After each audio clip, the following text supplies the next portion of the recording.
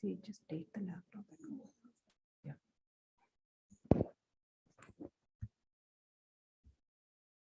Good afternoon, ladies and gentlemen. Apologies for the delay. On behalf of the British Council, I am pleased to welcome you to the panel discussion on strategies to promote gender equality in STEM. Today's event is a hybrid one. We have people here in person and others who are joining us virtually from various parts of the country and in India as well as outside, nearly 300 people. We will begin with a welcome address by our country director, Barbara Wickham, OBV.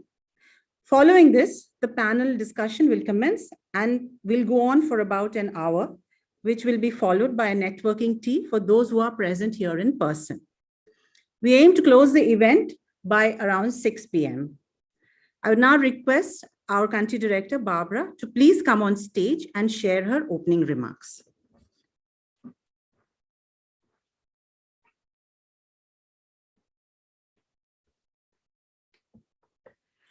Thank you very much, Deepa, and can I add my very warm welcome to all of you here in the theatre and to those of you online.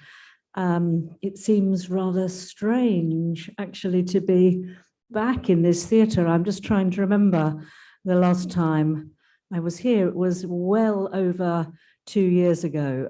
So it's such a great feeling to be restarting our face-to-face programming and using all of the things that we've learned during the last incredible 18 months to be able to make sure that colleagues around the country and in the UK are also able to join us for this really important panel discussion. So before I continue with my remarks, I just wanted to share a few facts about our topic at hand to set the context, and many of them may be familiar to some of you. The Nobel Prize system has been going for 120 years. And the prize in sciences, so physics, chemistry, and medicine, has been awarded to only 20 women in that 120-year history. Rosalind Franklin, who will be familiar to many, used X-rays to take a picture of DNA that would change biology. However, she never received credit for this path-breaking innovation through her lifetime. And in 2019, scientist Dr. Gangadeep Kang became the first Indian woman in 360 years to be inducted as a Fellow of the Royal Society in the UK. So we can see through some of those small examples that gender equality in STEM really is the need of the hour, because historically women have been underrepresented, underrated, even invisible compared to their male counterparts in the world of science. And despite the steady rise in women entering STEM fields since the 19th century, they still have to work tirelessly to prove that they are, in fact, cut out to share the scientific world with men. So why is the British Council interested in gender equality in STEM? Well, as you know, we're a cultural relations organisation, and all aspects of equality, diversity, and inclusion are at the heart of what we do, and gender, of course, is no different. In the domain of science, we bring the UK's strengths in science and research to create enabling environments for excellence with programmes designed to build capacity, exchange knowledge, and increase outreach. Support for the development of science and research ecosystems in countries that we work with, and combining local expertise and priorities with long-term connections to the UK research sector benefits us all. Our Newton Barber Women in Science programme, for example, facilitated access and diversity in science-allied careers, and over 300 women scientists have been trained in science administration and management and science journalism.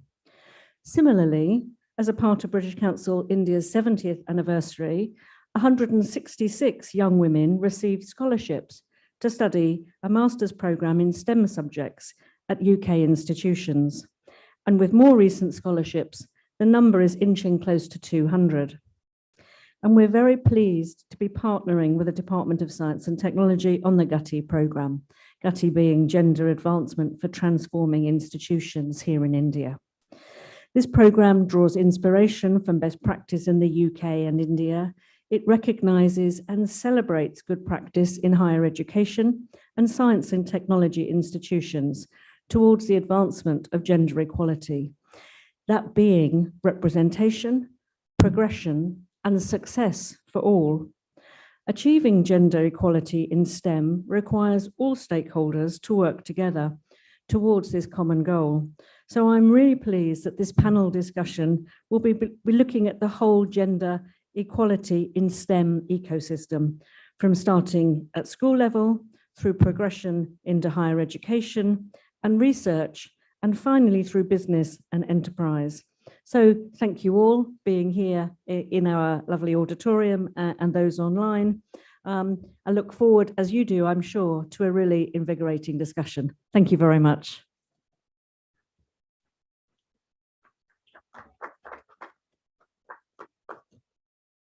Thank you, Barbara, for your opening remarks. We have a very, very interesting and strong lineup of speakers in our panel discussion today. And I'm sure a lot of the issues that you mentioned in your opening remarks, they will also be talking about and giving us some concrete strategies and insights into this very important issue of gender equality in STEM. We will now head into the panel discussion, and I'll call the panelists on stage. I'm pleased to invite Dr. Nisha Mendiratta, who is the head of the Vice Kiran Division and Climate Change Program of the Department of Science and Technology, Government of India. I request you to please come on stage, Dr. Nisha. Dr. Nisha comes with more than 30 years of experience in research and applied fields of science. Yes, please. She started her professional career as a scientist at the National Remote Sensing Agency, Hyderabad, in the Department of Space. From here, she moved to IIRS Dehradun as faculty before joining the Ministry of Earth Sciences as Senior Scientific Officer. In 1998, she joined the DST, which is the Department of Science and Technology, as scientist and worked in the specialized domain of natural resources management. At DST, she has also worked with the climate change program and led the science communication program, which developed many important scientific programs such as the Science Channel. She's currently serving as the chairperson of the POSH committee in the department. Dr. Nisha is an alumna of the Delhi University. She did her post-graduation in agricultural physics from the Indian Agricultural Research Institute, New Delhi. Her PhD has been in agricultural chemistry. She holds an additional specialization in satellite remote sensing and GIS from the Indian Institute of Remote Sensing, Department of Space, Dehradun. Dr. Nisha would be speaking to us on the DST's initiatives to promote gender equality, focusing on the Gati project. Welcome on stage, Dr. Nisha. And now, very pleased to introduce you to Ms. Sarah Dickinson-Hyams, Assistant Director for International Equality Charters at Advanced HE UK. Sarah is joining us virtually from the UK. Sarah is responsible for driving Advanced HE's strategy around global diversity and inclusion and overseeing two internationally renowned diversity intervention frameworks, which are the Athena Swan Charter and International Charter for Gender Equality, and the Race Equality Charter, both highly successful systemic change programs recognized for their ability to positively affect cultural change and values. Sarah joined Advanced HE in 2012 and has overseen the successful expansion of the Athena Swan Charter outside of higher education to include research institutes and outside of the UK to the Republic of Ireland and Australia, with sister charters in the US, Canada, and more recently, India, as well as the development of the Race Equality Charter for higher education in the UK. She has worked in diversity in STEM for over 17 years, previously managing WISETI, which is Women in Science, Engineering and Technology Initiative at the University of Cambridge, and the Diversity Program at the Royal Society of Chemistry. Sarah would be sharing her insights on the international dimensions of gender equality in STEM, bringing in the best practice examples from the UK. Hello there, Sarah. I hope you have joined. Yes. Our third speaker today is Mr. T. Gopalakrishna, who is Deputy Commissioner of Navodaya Leadership Institute. Mr. Gopalakrishna has a long and distinguished career as an educator, an alumnus of the Regional College of Education, Mysore. He worked as a primary school teacher before joining the Navodaya Vidyalaya Samiti in 1989. Since then, he has been associated with the Navodaya Vidyalaya Samiti in various capacities as PGT, Principal, Assistant Commissioner, and now Deputy Commissioner. He would be sharing his insights on the work of the Navodaya Vidyalaya Samiti and its efforts to promote gender equality in STEM, particularly through the Vigyan Jyoti program. So please join us on stage. Our final speaker for today is Mr. Parul Soni, founder and global managing partner for Think Through Consulting and founder Secretary General, Association of Business Women in Commerce and Industry, which is a virtual global chamber of commerce for women. Its membership spans across some of the most prominent women entrepreneurs, women's organizations, educational institutions, and companies investing in women. Mr. Soni has over 25 years of experience and has been instrumental in providing strategic leadership to large development programs at country and regional levels with international and national organizations.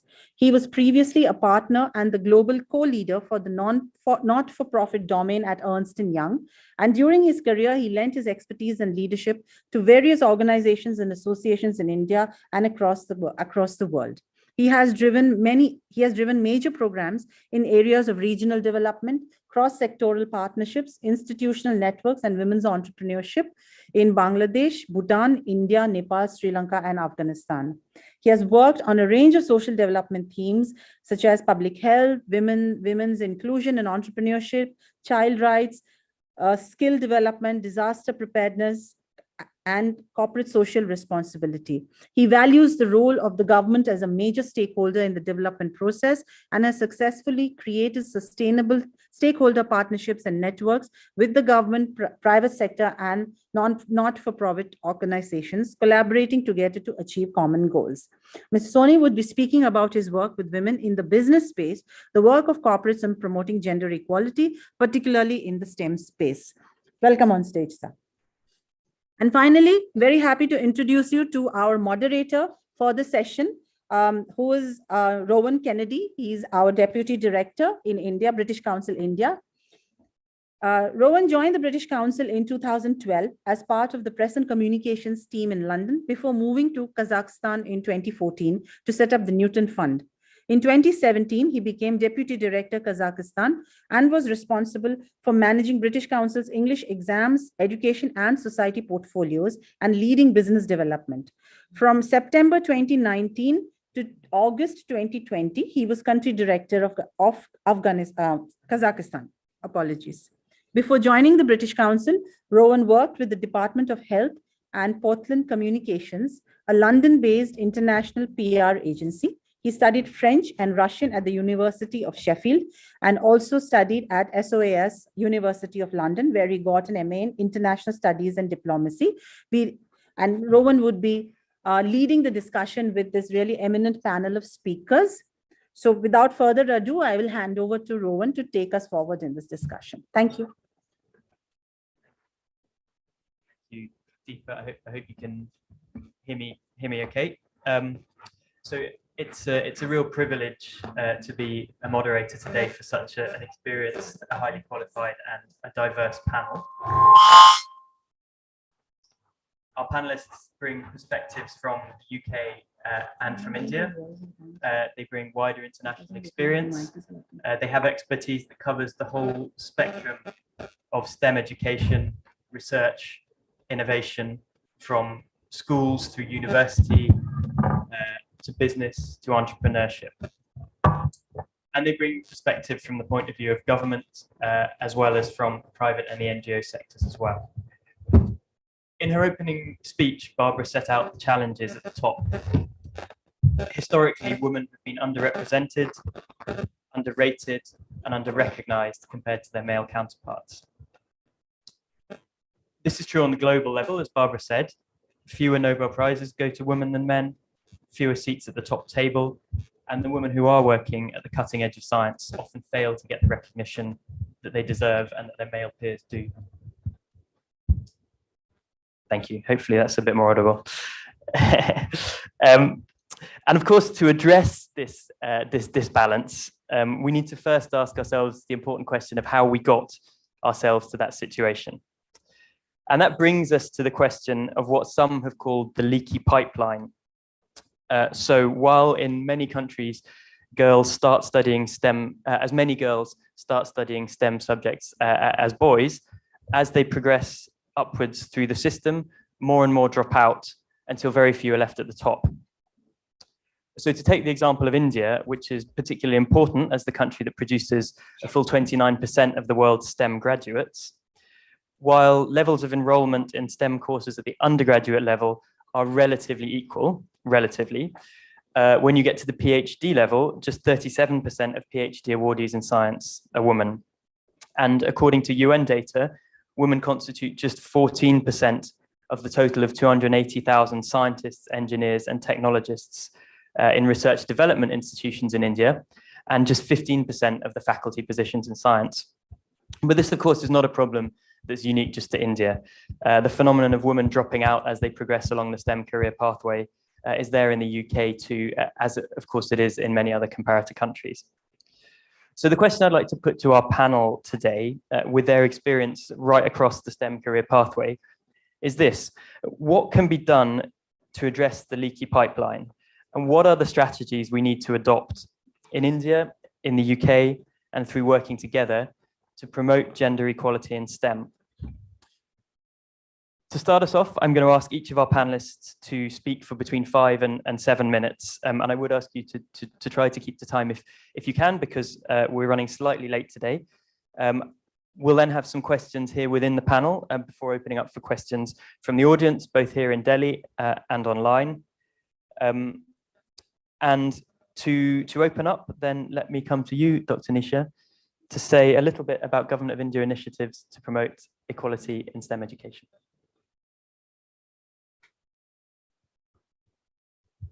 Thank you very much. A warm greeting to everyone. And as mentioned by Barbara, it's a real good hybrid mode that we are in a position to see each other after a very, very long, I will say sad period, pandemic period. But now things are opening up. and we are together, not fully. I could see a great participation here in person, but many friends have joined us virtually as well, as Deepa was mentioning. So my hearty greetings to everyone all across like national and international level. And here I would like to compliment that it is one of the most important panel discussion on which all of us are sitting, and we are going to share our views with regard to gender equity.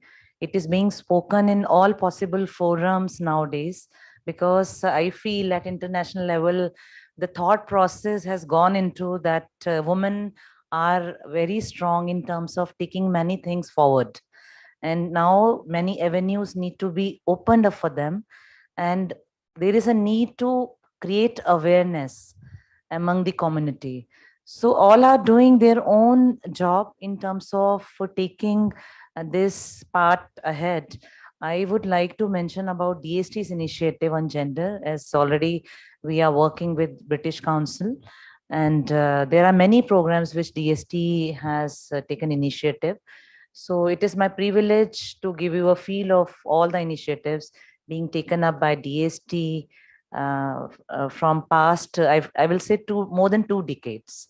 So can I mean, go to the next slide? Can I do it myself? Or otherwise give me that, or should I come there? Fine, okay, I have to write. So as I said, that DST is an organization which has been working very actively to promote science and technology. And, now we are into applied, we are into the focusing the research in applied science as well, as also policy intervention. And many more things DST has been instrumental in taking the science arena forward. But when we are talking about women, so we are working towards the aim to encourage and empower Indian women workforce in higher education.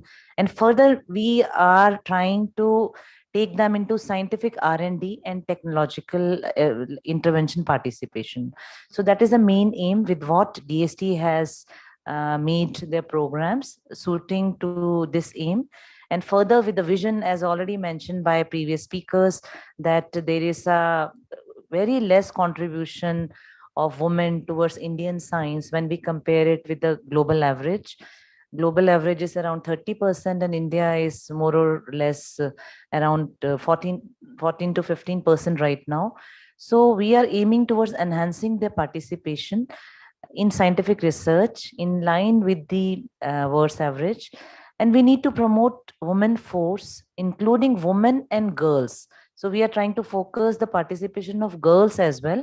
There are many programs which DST is planning, to involve girls since from the beginning. So in a way, we are taking from all walk of lives, women to be as a active person in the scientific arena. So apart from creating this human resource development, I will put it up resource development only, because we are trying to encourage girls and women joining the science as a break-in career also, when they are having, they want scientific avenues. So we are trying to go for the human resource development along with the infrastructure development. So under infrastructure, we are trying to give all possible support to set up their lab and infrastructure facilities, specifically centered around women universities. I will just talk about those programs in my next slide. And then policy intervention. So Gati is a program which comes under policy intervention. Next, please.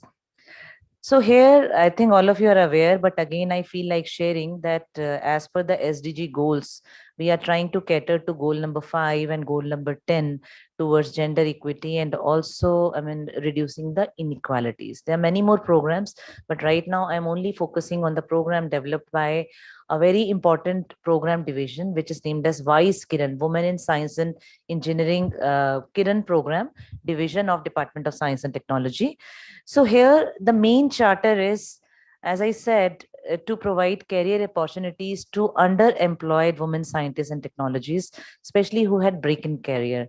So this is one of the most important program, which is known as WAS. All of you might be knowing.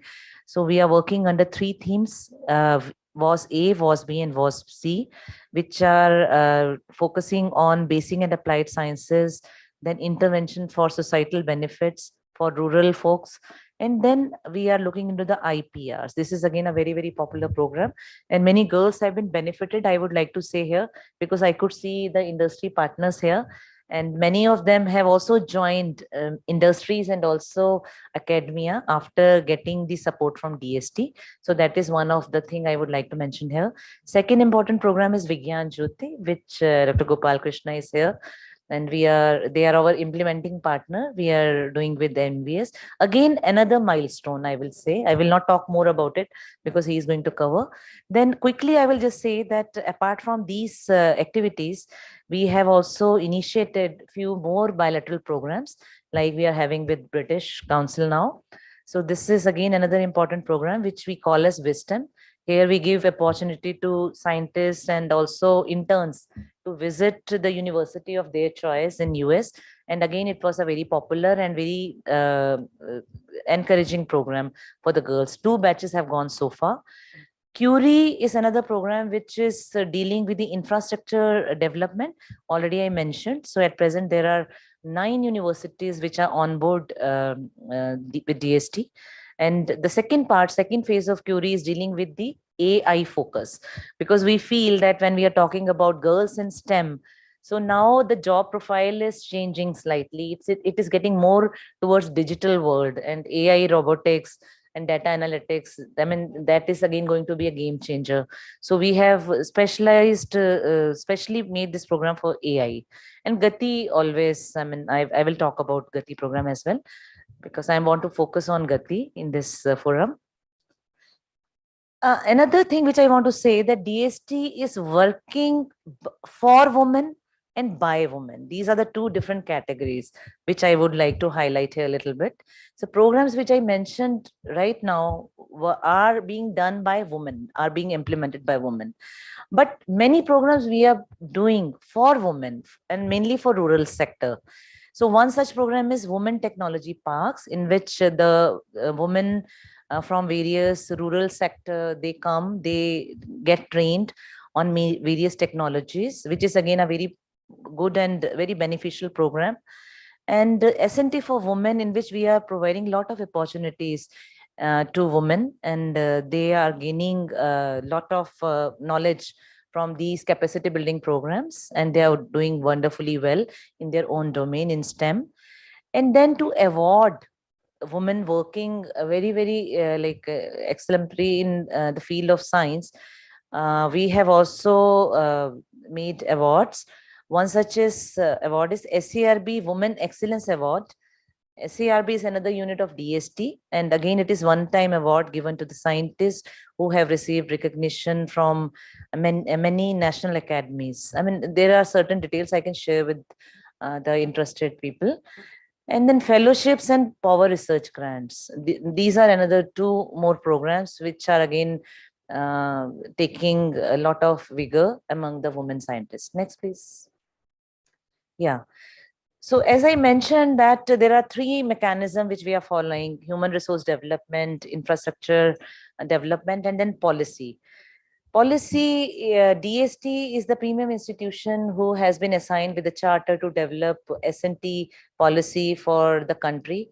Already we have developed 4 policies. So the recent one is TIP 2020, we are calling, in which there is a specific chapter which is mainly focused towards gender. Now, I will just highlight some of the things which are there in STIP policy with regard to gender equity, which talks about having mandatory positions in academics, 30% representation of women. There must be leadership role given to the women scientists, and then career breaks of women. I mean, that should also be addressed, and we should talk about the academic age rather than biological age. That is another interesting thing which came up in this policy. And dual recruitment policy, which is already there in many international bodies. I have seen in Swiss, we are working with them, and I think in British also you might be having that husband and wife, both of them can work together, like sharing their job responsibilities. So something like that we are even planning to introduce for Indian women and couples, scientific couples through STEP. So these are only few things. Next, please. Kennedy, you have to tell me how much time I'm left with. About a minute. Okay. Okay. So I'm almost at the end now. So coming to our the most impressive, I will say, ambitious and unique program named as Gati, which we have launched in 2020, and we were very happy that it was launched by Honorable President during the National Science Day. And this program again is aimed towards achieving gender equity and empower women and girls in STEM by providing them enabling environment in their own ecosystem wherever they are living, they are studying. So we are trying to rope into the institutional mechanism. We are looking into the advancement. Actually, Gati itself, the name itself talks about that. Gender advancement and transforming institution. So name itself is representing what we want to do, what is our aim. And here we are progressing along with the British Council. We are very happy to have British Council as knowledge partner. And there are two more very important partners with us. And then Advanced HE Sara is here. And the other group also, Mr. Soni is here. So this is the overall framework which we are thinking to adopt under Gati, that we are going to look into the overall framework of the requirement in line with the Athena Swan. Barbara only mentioned about it. And we have done a lot of work. Dr. Pratibha Jole is here today with us. She's our PI. We have already developed a draft framework document, which we have shared with all the stakeholders, and there are 30 pilot Gati institutions which already have been identified by India, 6 partners from UK, and now we have made working groups as well, 6 working groups, and we have started our activities of interacting and capacity building modules in a very active manner. And we had our Gati Advisory Committee meeting recently we have held, in which we have discussed many facets of Gati in line with the DST's mandate. As I mentioned, that STEP policy is one of the main policy, and we would like that Gati as a main initiative of Department of Science and Technology, Government of India, gets embedded into the policy framework as well. So I will not speak more about it because already like you are looking at me. So I will stop here, and with again thanks to all of you, and we are very happy to address to the any query or question if it is there with regard to the program or the initiatives of DST, and we would be happy to receive your comments if you wish that few more activities should also be taken up by DST in terms of gender equity. Thank you so much. Thank you, Dr. Nisha, and I'm sorry to look at you. I could go on listening to you speak about Gati all day. We're very proud of that program at the British Council, but we do need time to get through the rest of the discussion. It was really interesting to hear you talk about the range of programs you're running at DST. It's really encouraging to hear how, to the extent to which gender equality is embedded in the STIP. To talk a little more about international experience of doing exactly this type of thing, including in the UK, I'm now going to come to ask Sarah to tell us a little bit about her work with Advanced HE on the Athena Swan and related charters. I can't see Sarah on the screen, but I think you're still with us, Sarah. Yes, I am. Can you see my slide instead, hopefully? Is that what you can see on the slide? On the screen, sorry? I can hear you now. Oh. Can't see me. Can you see my slide, or can you not see anything? We can see you and the slide. So all right, perfect. So thank you so much for the invitation today to such an interesting panel discussion. I really wish I could be there in person. I miss events like this, and I hope that we get the opportunity to network again soon. I'd like to briefly talk to you about the Athena Swan Charter experience and how we've seen a grassroots movement explode into a global gender equality initiative. So the Athena Swan Charter was founded in 2005 in the UK, and national data collection systems were set up in the UK in the 1990s. And as Rowan, as you mentioned earlier, these data sets were showing that whilst the proportion of women entering STEM disciplines at undergraduate level was overall high at 50%, and it had been this way for some time, albeit with the exception of some specific subjects like engineering. But the proportions of women staying in STEM academia and research had dropped off significantly after the PhD, to the point that by the time we got to professorial level, the proportion of women was 12%, and it had been for many years. The theory that it would just take some time for women to come through the academic pipeline from undergraduate level wasn't playing out. There was something about STEM academia and research, the systems, structures, and cultures that was putting women off. Several localized initiatives had been put in place within individual institutions to improve the situation, schemes like mentoring and women's networks. And whilst these were very positive actions and are still at play today, they were at a local level. And because the data was so stark, something needed to be done nationally if we were going to address the recruitment and retention challenges that we were facing. We were losing talent that we just couldn't afford to lose. So in 2005, a group called the Scientific Women's Academic Network, or SWAN, held a conference to discuss how to tackle the loss of women and talent from STEM in academia. And by the end of the conference, the idea for the Athena Swan Charter and awards had been created.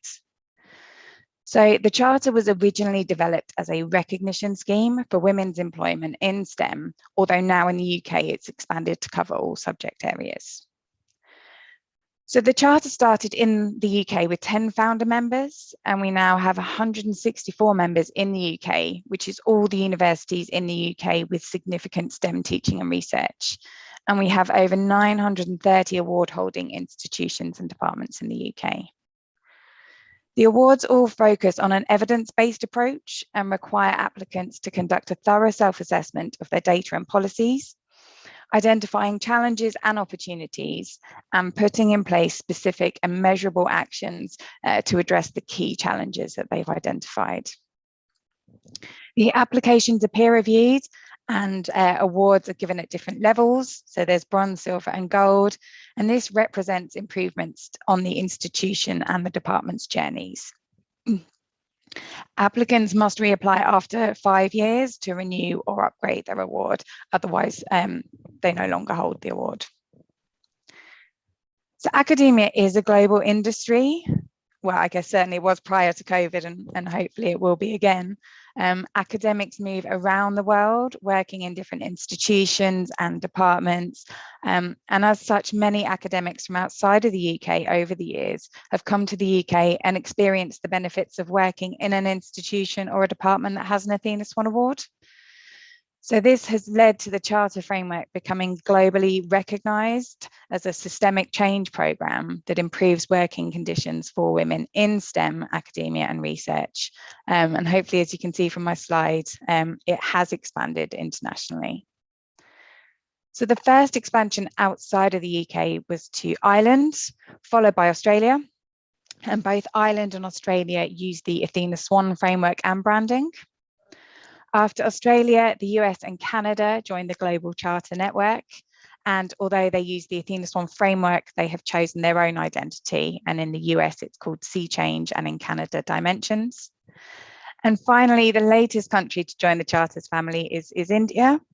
And so GATI has been developed independently of Athena Swan to be fit for the Indian context, but we are all sharing our learning and support between the Indian and UK institutions, but between organisations as Advanced HE, British Council and DST.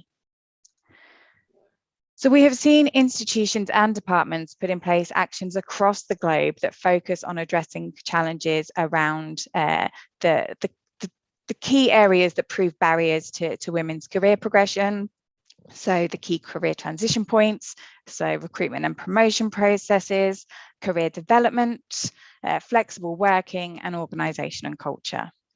We've seen institutions completely redo their student assessment processes, redo their promotion systems and promotion support, and also reconsider their career development opportunities as well as flexible working opportunities.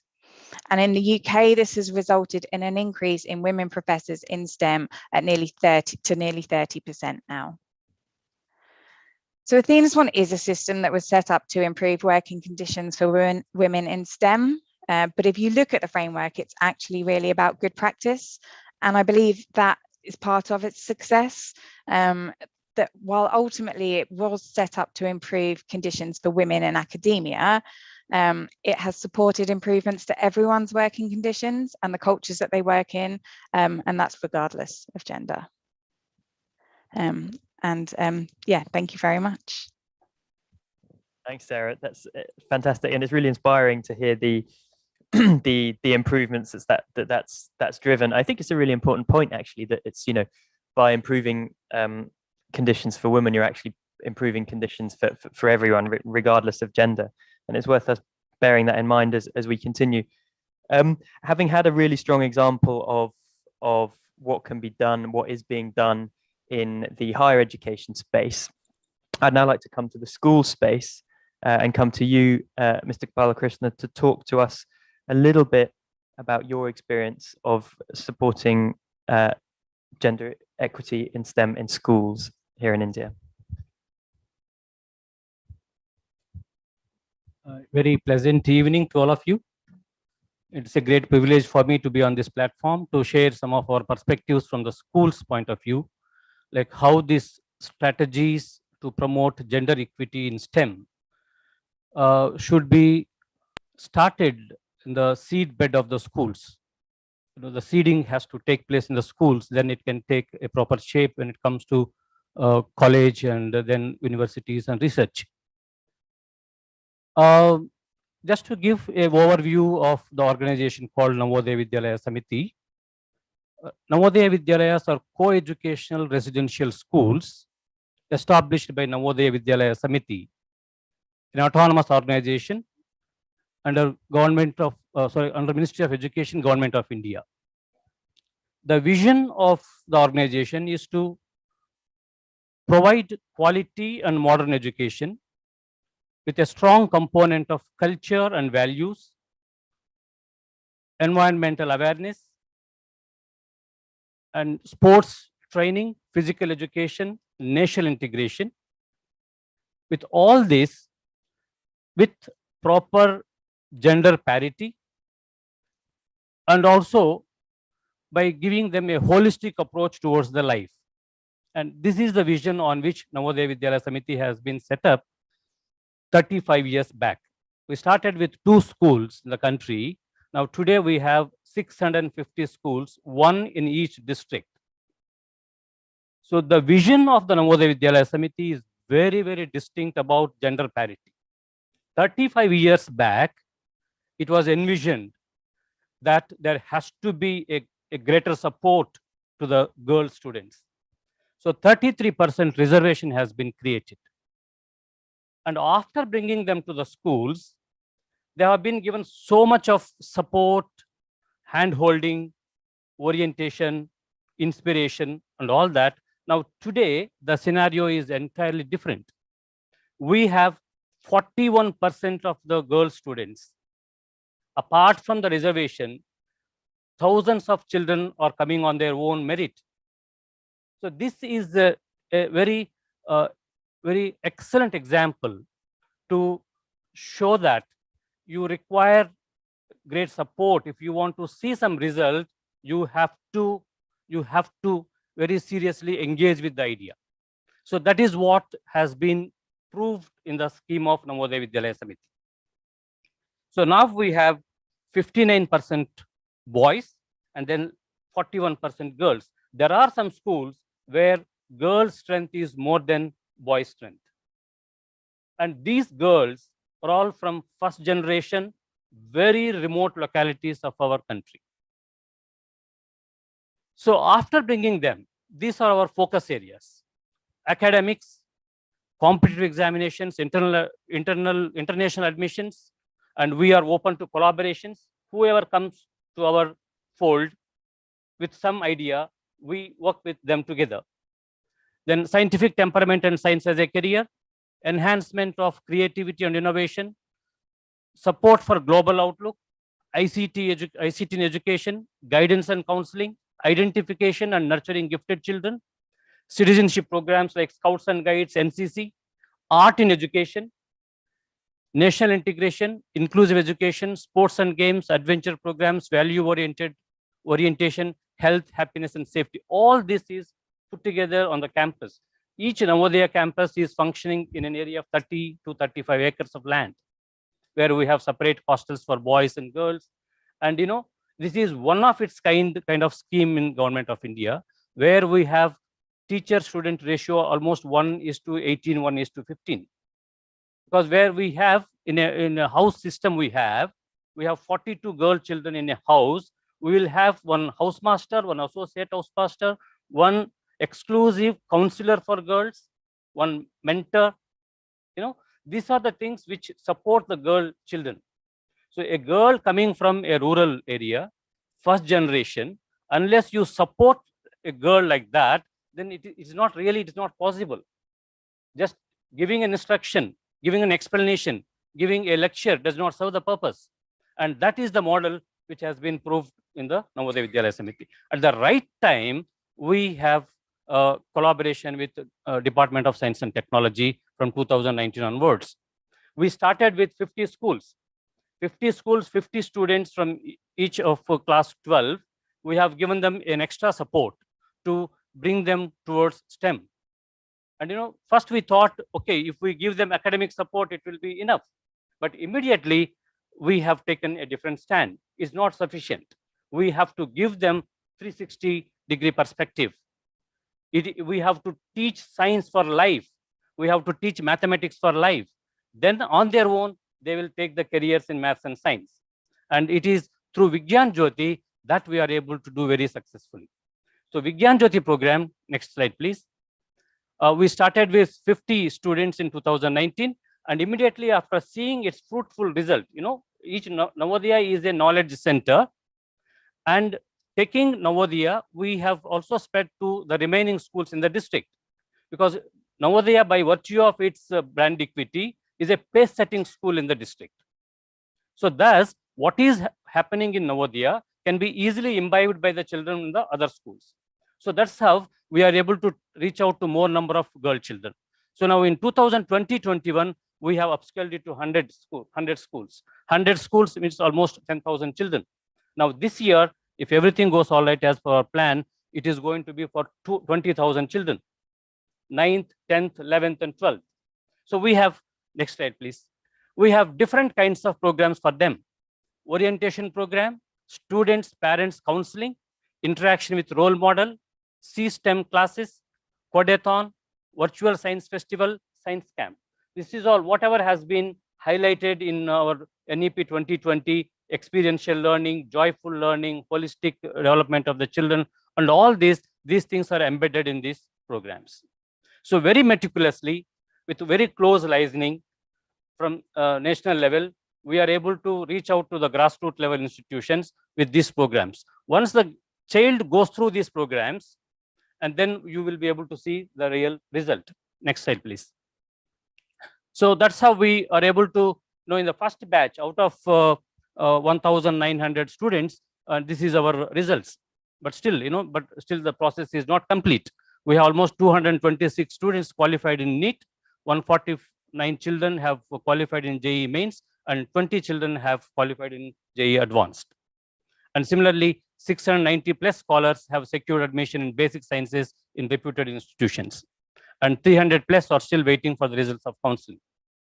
So now this perspective from a school, that if you really want to support a girl child towards STEM education, the seeding should start from the schools. And that is the model that we have been working with. And it's a great collaboration with the Departments of Science and Technology. The advantage that we are getting is that each knowledge center, that is Navodaya Vidyalaya, is linked with national reputed institutions like IIT or NIT or research institutions and NGOs. So there is a close liaising. A scientist comes to the school, talks to the child and it becomes a role model session. Children ask whatever apprehensions they have about the field. So that's how it gets internalized. It becomes a learning culture. It becomes a culture towards the development towards STEM. So I think we are in the very right path that if schools, colleges, research, and entrepreneurship, if we can work together, and that's how I think that is the path towards girls, towards STEM education. Thank you for giving me this opportunity. Thank you, everybody. One more point, what Dr. Gopal Krishna has added. This is again a wonderful program which has been showcased. Okay. Yeah, I'm happy to see the outcome of the girls which you showed in the last slide, no? Because girls are able to enter into the JEE means. That's again a very, very encouraging thing, outcome of the program. Without taking much time, I just want to tell you and also to everyone that another new program which DST has started is Stuti, which will come up. It is in the formulation stage right now. So for Vigyan Jyoti girls, it is only for girls. We are introducing one aspect that they may visit the knowledge institution, because DST has aligned with the knowledge institution with NVS, and they are going to the regional centers. So under Stuti, they can visit the lab facility, maybe for a single day or for 2-day visit, in which they will be interacting with all the scientists, and it will be again going to be an inspiring and motivating, kind of thing. So we can expect more girls to enter next year. Thank you. Thank you, Dr. Nisha, and thank you, Mr. Gopala Krishna. It's again inspiring to hear about the effects that the Vigyan Jyoti program is having, and really good to hear as well about the experience of collaboration with DST, but also with entrepreneurs coming in to talk to the students, the effect that can have. The final part of the STEM pathway, of course, is when education finishes and you get into careers. That could be employment, it could be business. Before I come to you, Parul, to talk a little bit about your work supporting women in STEM businesses, just to say that we are running slightly late. We started slightly late, but I am really keen to have time for questions from the audience. So while we're listening to Parul, do please think, audience both here in Delhi and online, if there are any questions you'd like to put to any or indeed all of our panelists. Over to you. Thank you so much. I think you have covered the seeding of how the seeding is happening in the school and all that. But I'm very, very happy to meet the British Council administrator, and the whole thinking about how British Council has collaborated and the thought process in the whole STEM in education, STEM in the whole career span as such. But when I was hearing you both, and I'm really ardent supporter of the government initiatives in India and also globally, because I draw my inspiration, my entire experience from 54 countries where I've worked in various parts of the world. My thinking is the situation is the same all over. And how this is happening as such is because when you are young as children, because you are running schools with the government as institutions, looking at the DST, looking at Department of Science and Technology, and us as an organization called ABWCI, which is Association for Business Women in Commerce and Industry. I felt that our focus on STEM education is to educate children, and especially when we're talking about girl children. The whole thinking happens when the teachers, and you will also appreciate with me, and there is, agree with me that majority of women or majority of teachers in India and Africa are women. That's the point I want to put it. If our majority of teachers are women, why we are not bringing the whole inculcating the whole habit and the view of bringing this culture of science, technology, mathematics through our school as such. And if you really go into the whole aspect and the thinking why this is not happening, because the stereotyping of thinking that these are tough subjects, these are hard subjects. That's why we start segregating children with boys and girls to say boys will go for engineering and girls will go for arts, culture, and all that. And I'm telling you, this is the real situation as such. The second point I want to put it is that from the programming perspective, and I was looking at the numbers of JEE and engineering and medical and all that, no institution is talking about entrepreneurship, that how many women or girls are becoming entrepreneurs. Because today, jobs are not creating wealth. Entrepreneurs are creating wealth. Every day when you open a newspaper, you say, this company started it 6 months back or a year or maybe 5 years back, and they're becoming unicorn.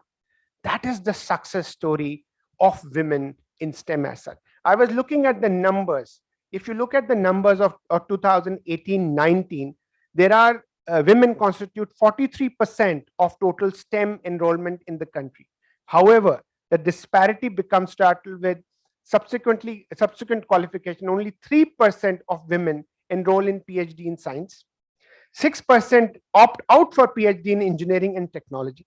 Further, they count for only 14% of the total scientists, engineers, technologists in research and development, which means that our education system is not bad. I'm being very frank and saying, but what is happening is that we are not nurturing and we are not building an ecosystem. We don't have enough incubators, accelerators, the ecosystem which is working on the whole perspective of the private sector, the government, the not-for-profit, and the whole industry perspective or the format as such. So my point here is that if we debate more on looking at why this STEM education is not breeding the culture of entrepreneurship, the culture of the thinking as such, and I support you both, but my thinking is that we have to tweak in, we have to think, but there is also a good gamut of the new education policy.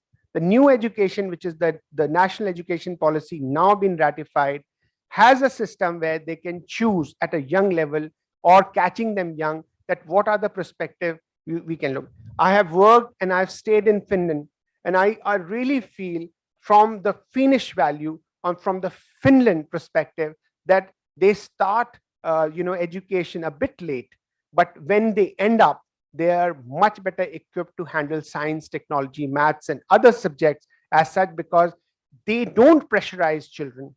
They give the enabling environment. They have more scientific thinking. And the parents and the teachers are enablers, not the teachers per se as such. And the situation I'm talking about is not from the Indian perspective. I'm talking about the whole subcontinent perspective, which is the whole Bangladesh, India, Nepal, Sri Lanka, Afghanistan, all the entire region, to say that because somewhere they're following us as such. So that's the main problem as such on that. From the conclusion perspective, we cannot draw any conclusion to say that the education system is bad and other thing, but that is what we have to talk about. We have to think a bit differently to say the numbers which we have, why they are not increasing and why people are not opting out of it, because there is also the reason that somewhere we have to go inside or maybe inspect ourselves to say that what are we talking about? Are we very, very focused on job creation or wealth creation or entrepreneurship to that level which we have to bring?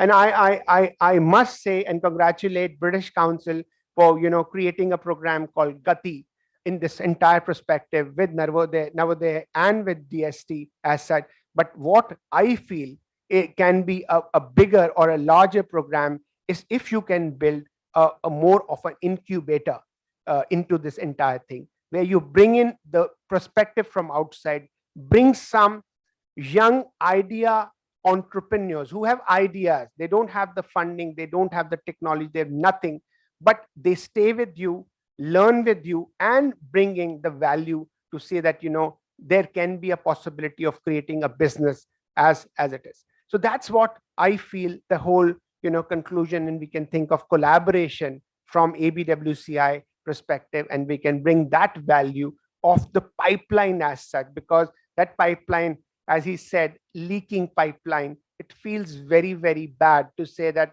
people who have studied very well, are not going to a level which is really to that level which we feel as Indians. But in last 2 to 3 years, I can tell you, that's my last comment, we have more patents filed from India than any parts of the world.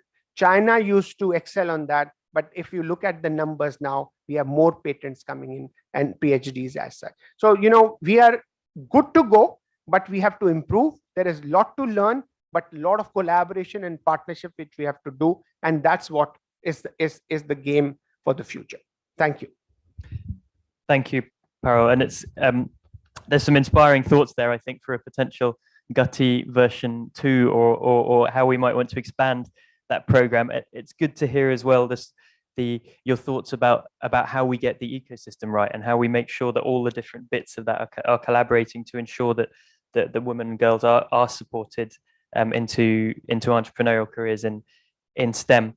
I'd like to open up now, if we may, and we've got sort of 5 to 10 minutes left for a couple of questions from the audience, either here in Delhi, or I believe there's a mechanism to ask questions online. So yes, is there a way we can get a microphone? I'm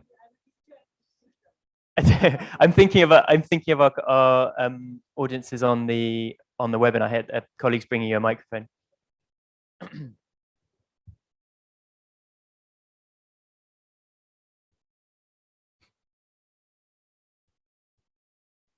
Thank you. I have 2 questions, if I may. Yep. The first one is actually to both Nisha ma'am and to Mr. Soni.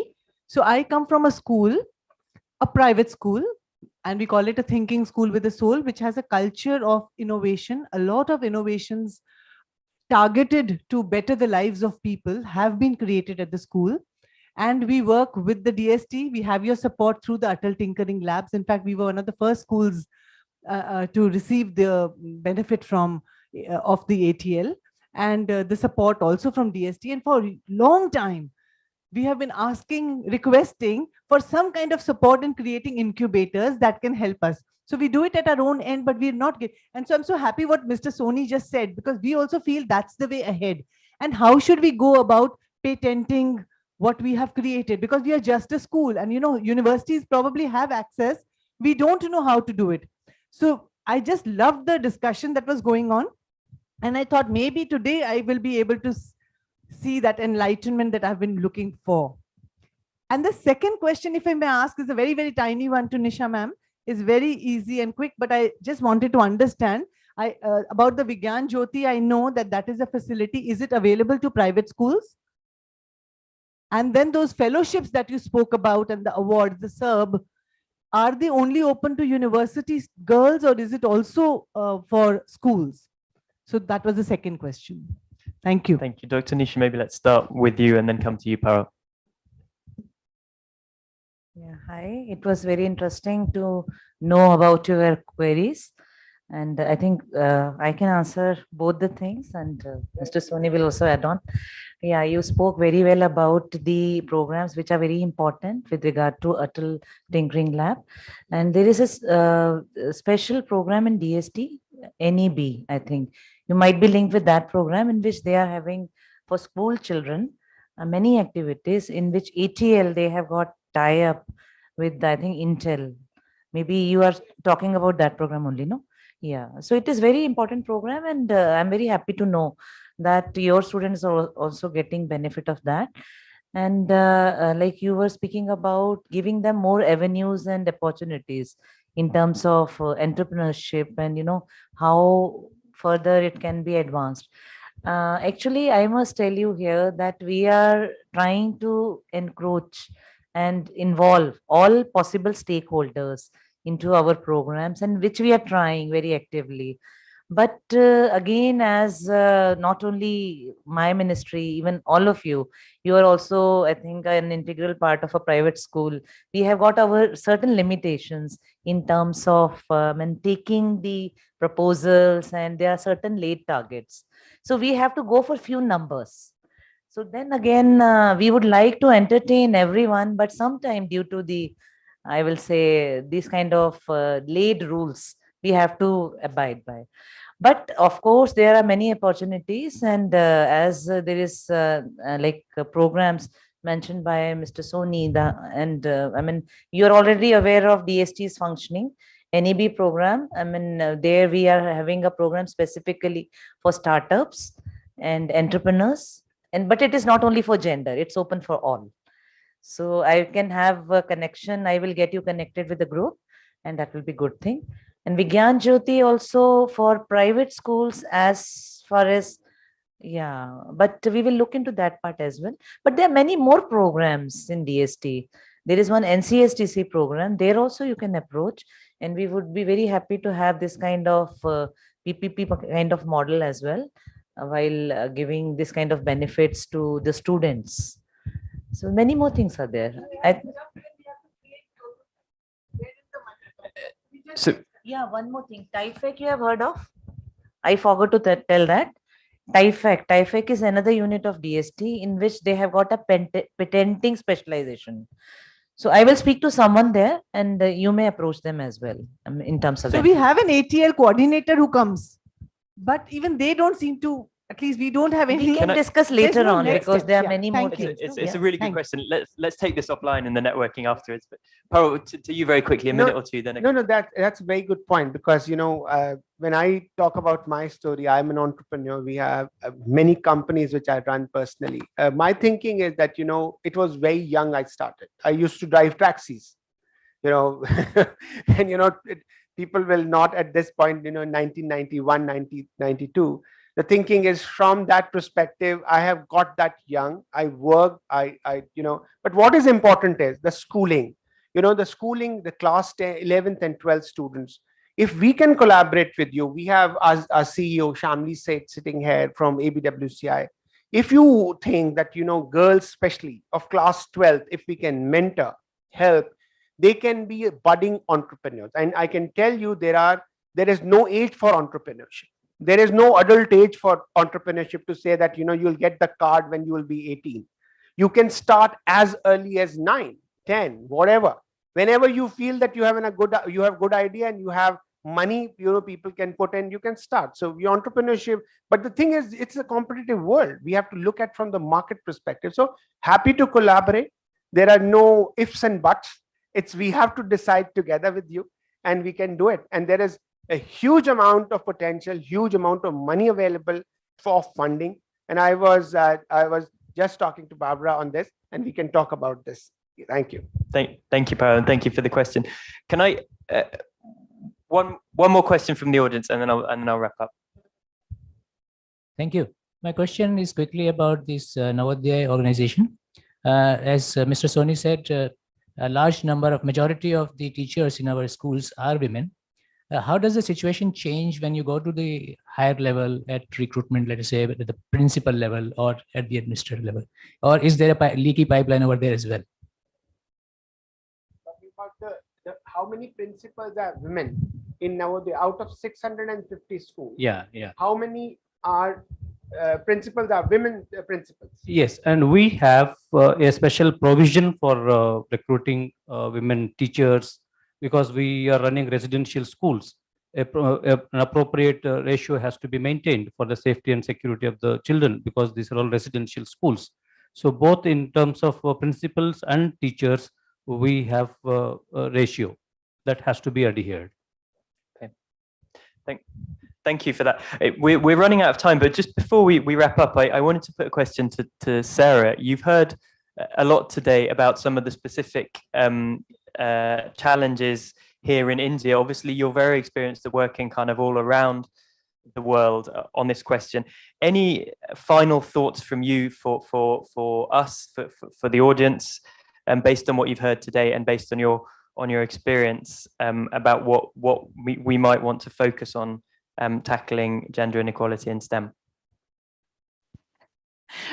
Wow, that's a massive question. Okay. I really liked Parul's presentation, where he talked about collaboration and partnership. And I actually think that's key globally to tackling the Women in STEM challenge. It starts from school level, goes through university into business. And we're only going to tackle it if we work together, if countries and different organizations, if they collaborate. And so for me, that would be that's the kind of key take-home message from listening to everyone's discussions, from listening to all the different challenges, from my own experience, is that we're only going to do it if we work together. And that's why I'm so excited to be part of the GATI project, along with Dr. Nisha and the British Council. Can I have last, just a few seconds? You I'm just saying that, so ABWCI works in 17 countries worldwide. And by 8th of March 2022, we will be in 50 countries. And by December 2022, we will be in 195 countries worldwide. So we are very happy to collaborate with people around the world. So if you are interested, any part of the world, please get in touch. And I can tell you, we have started from the global south. We have not started from global north.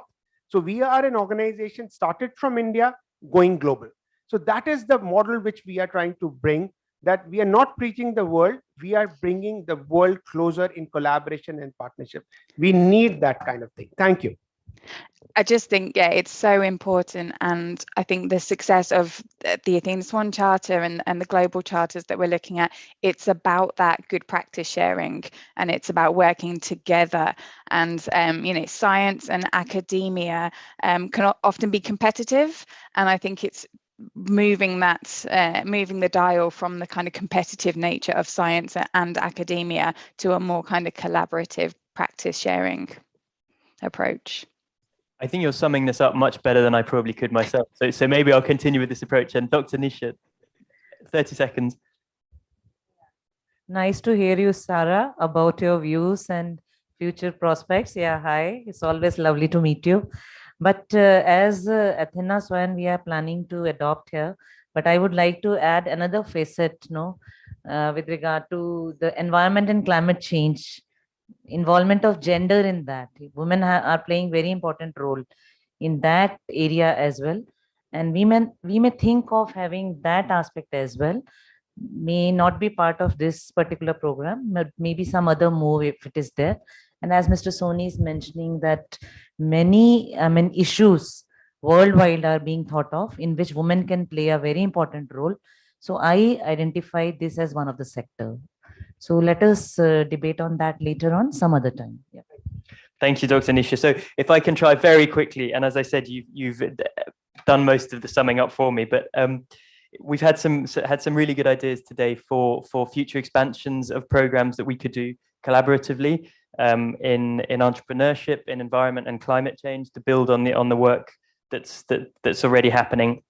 But actually, I think the main message that's come across today, and you've said it better than I could, is just around the importance of working together and of collaborating across organizations, across different types of organizations in different sectors. That's come through really, really strongly in some of the examples of success we've heard, but also internationally, globally, the importance of working internationally, because the problem of the leaky pipeline is not going to go away unless we really approach it from all the different angles, and that requires collaboration internationally, collaboration across sectors to get that right.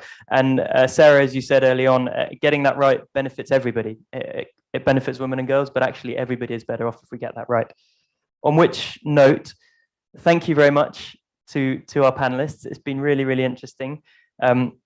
Thank you to our audience, both here in Delhi and online, for staying with us despite the delay. And very quickly, Deepa, let me hand back over to you to wrap up.